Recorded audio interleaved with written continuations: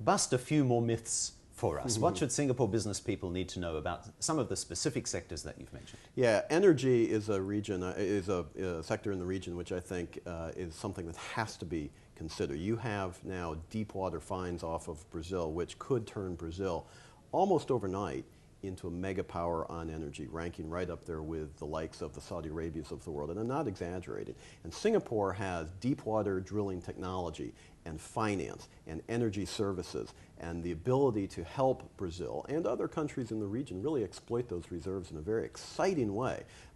Petrobras, the Brazilian national energy company, is a world leader in deep water drilling. Singapore technology is a large reason for that. You also mentioned education. Now we know that Singaporeans are education crazy. In terms of education specifically, it's a fact that the level of education across Latin America is too low. That's a fact. But it's also a fact that, first of all, the region is aware of that and is working hard to implement reforms that will bring the level of education higher. It's also a fact that for schools like engineering and specialty education, that it is really quite good. And what really just needs to happen is those levels of education, those schools just have to be increased. Now, one of the industries that you haven't mentioned is electronics, which, as you know, drove a lot of the wealth creation in Singapore in decades gone by. And many smaller companies grew up, I guess, with large American multinationals and their factories here. Is there a place for them in South America, Central America too? Absolutely. And in fact, there are whole pockets of investment that are driven by the electronics sector, whether it's in Mexico, what we commonly refer to as the maquiladora sector, which tends to be along the border with the United States, or in the northeast of Brazil around Manaus and some of the entire areas that are lesser developed countries like Brazil, like Argentina, have specific enterprise zones that are designed to draw that sort of investment that will create employment on the local economy using technology and know-how from Asia and bring the two together. What you have is a very nice mix of Asian capital and Latin labor for the benefit of both. So for companies, and there are many companies that service the electronics sector, the ones that are seeing the local industry mature, factories moving offshore, you're saying that they could find new markets in Latin America? Oh, absolutely. And I think that's one of the key aspects of Latin America today. You have a growing middle class, and that's because the region is getting wealthier. With a growing middle class and reduction of poverty, you have a growing demand. And what do consumers want? They want electronics. They want things to improve their lives. They want refrigerators. They want televisions. They want computers. They want all kinds of things that many people might take for granted, but this is new in some areas of Latin America. It's a huge market that shouldn't just be looked on as a place to assemble and produce goods, but also increasingly as a place to consume the goods that Asia produces. One other sector, transportation. Singapore, as you know, was founded on its port infrastructure. Our MRT is second to none. Other transport infrastructure has been developed. Think of the airport. Yeah. How much of that could be transplanted, shall we say, that know-how exported to Latin America? A huge amount could be, and a huge amount should be. Latin America is completely underdeveloped in the context of infrastructure, and as you have a region that's growing their economy, where the people are beginning to demand more in terms of services and the ability to function in a global economy, the infrastructure across Latin America is really showing to be inadequate, whether it's airports, ports, roads, rail, telecommunications infrastructure. All of these need significant upgrade in the region, and that's a huge opportunity for Singapore companies, which have a real expertise. And there's money there because a country like Brazil knows that it has the need to compete in a global economy. It has to upgrade its physical infrastructure. And so it's putting a large amount of its development budget toward exactly those types of projects. Coming from Singapore, what is your suggestion for local companies? Which markets should they target first?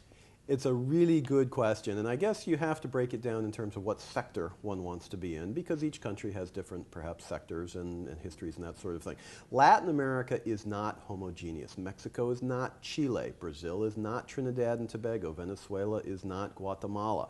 And so I think that's the first place to begin. But Brazil, I think, has to be on anybody's map because it's the largest economy, it's the largest country. Its economy is 50% of the entire economy of Latin America. Mexico is also a very large economy relative to the rest of its peers, and it also is, of course, right next to the United States. So you have that geographic proximity that makes Mexican products particularly valuable because of the access to the world's largest market. Having said that, there are niche markets that are very, very important. If commodities is the issue, well, Chile and Peru and Argentina, Venezuela, of course, sitting on a pile of oil and natural gas. All of these have to be considered. The countries themselves may be similar geographically, but many of them are quite different in terms of the products and services they provide. I think the best way to begin to view the region is to understand a little bit better some of the history, and that can be done very easily by on-the-ground presence and a navigation of the region as a whole. Let's talk a little bit about China, which has obviously also seen the opportunity in Latin America. Yeah. $120 billion worth of investment in 2009. To what extent could we say that as Singaporeans, we could actually get access to the China story through Latin America rather than going directly to mainland China with all of its inherent issues? Yeah, the China story with Latin America is relatively recent. Really stems from the first visit of Hu Jintao in around 2004. There has been no real relationship with China and Latin America prior to that, and the relationship now is built primarily on the commodities trade. So from a Singaporean perspective, if you're trying to link on to the China story, there is the idea that somehow commodities has to play a part of that, because that's really what the basis of the trade is right now, whether it's excuse me, whether it's iron ore from Brazil, whether it's soy from Argentina, whether it's tin or copper from Chile. That's where most of the China trade is right now. Excuse me, and will continue to be so. What is the perception of Singapore in Latin America at the moment? Do they even know where our little red dot on the map is? They do. They do. And there is an actual favorable comparison with Singapore investment and trade with Chinese investment and trade. And it's for some very specific reasons. The Singapore investment model is much more like the Western investment model, and it comes with it various aspects of anti-corruption and concern for the environment and labor rights and all of the things that Western investors would bring with them, management and know-how, paying your taxes, technology transfer. Chinese investment, at least has been exercised in Latin America, hasn't always been the same. There isn't the same concern for the environment necessarily. There isn't necessarily the same concern that we've seen for for labor rights. And so there is that divergence that is increasingly being understood in Latin America as making Singaporean trade and investment actually more advantageous and therefore more highly sought after. So yes, does Latin America know where Singapore is? I think not only is the answer is yes, but it will be increasingly so over time. Tell me about the logistical issues and how to overcome them, obviously, if you come from Singapore to Latin America. Well, it's a huge problem. And the fact is, the world is a big place, and it takes a long time to get from Singapore to Latin America, no matter how you go. And that's probably not going to change.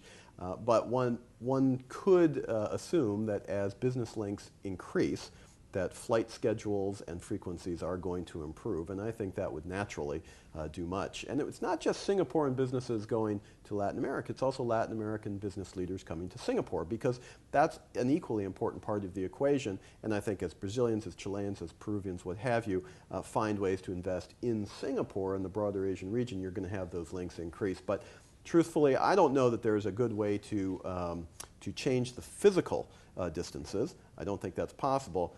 But I do think one final point on this is that as the world becomes more linked electronically and Latin America becomes equally well linked, whether it's broadband connectivity, whether it's other electronic connectivity, the ability to have communications in real time between the region increases, and that just makes the concept of doing business that much easier.